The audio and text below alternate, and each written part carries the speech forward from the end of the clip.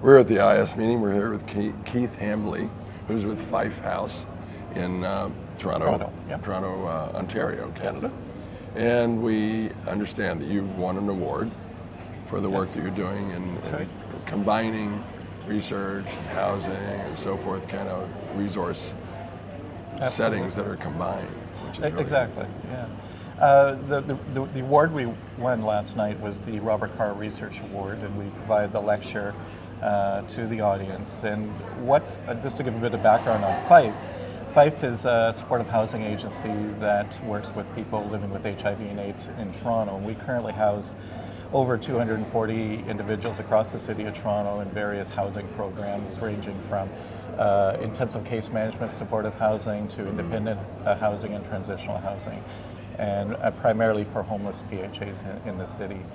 And our research component, if you will, is a partnership with the Ontario HIV Treatment Network, which is a research arm in the province of Ontario that funds various research projects. And in 2006, Fife House and a number of other agencies were experiencing a lot of folks coming in who were homeless, who were in need of housing. They were marginally housed themselves. And really, even in 2005, we were identifying housing as the greatest unmet need for PHAs in Ontario. Mm-hmm. And we pushed for a study on linking the housing aspect with an HIV service and a support component. And the findings were arguably an obvious finding that supportive housing meets particular health needs of PHAs and lays the foundation for a better quality of life and better health outcomes for all involved. And what our component of the award was how we used research in the subsequent years to leverage funding to actually build and construct more housing and access and leverage more housing with other providers for people living with HIV and AIDS. Capacity building. Capacity building, absolutely. And another interesting component of the research was its basis in community-based research, so the utilization and leveraging expertise of people with lived experience as peer research associates or assistants in that research. They provided and conducted and led interviews of over 600 individuals across Ontario about their housing experience. And many of those peer research assistants have gone on to build their own capacity in research and have worked on subsequent research projects ranging from HIV in women in housing to HIV in transitional housing reviews, as well as food security research and many other research projects. So it really did build that capacity within the community. But again, for our specific piece was building the capacity and leveraging for more housing units.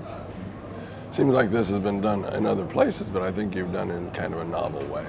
I think so. It was very unique in Ontario, if not Canada. In the States, housing and research were kind of intertwined in previous years, and in Canada there was not very much, if nothing at all, around housing research with an HIV component. And we led that process and advocated for this kind of research to happen.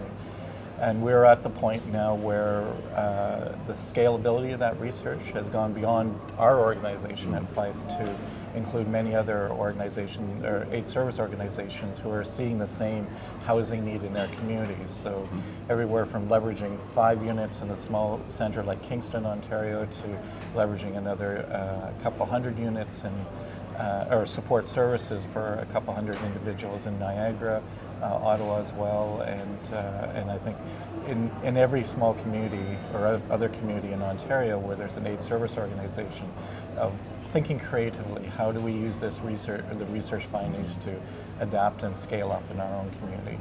So you adapt it as you go along, and whatever the changes are that are required. And you know, when you talk about housing and the health outcomes and all that, it's a no-brainer in a way. Absolutely. Housing is not only the place of all issues, it's the place where stability starts for an individual who has led rather troubling lives in their past, whether through mental health and addiction, and then the added stigma and layer around HIV. Do you, is this a launching pad for jobs or anything as well, or no?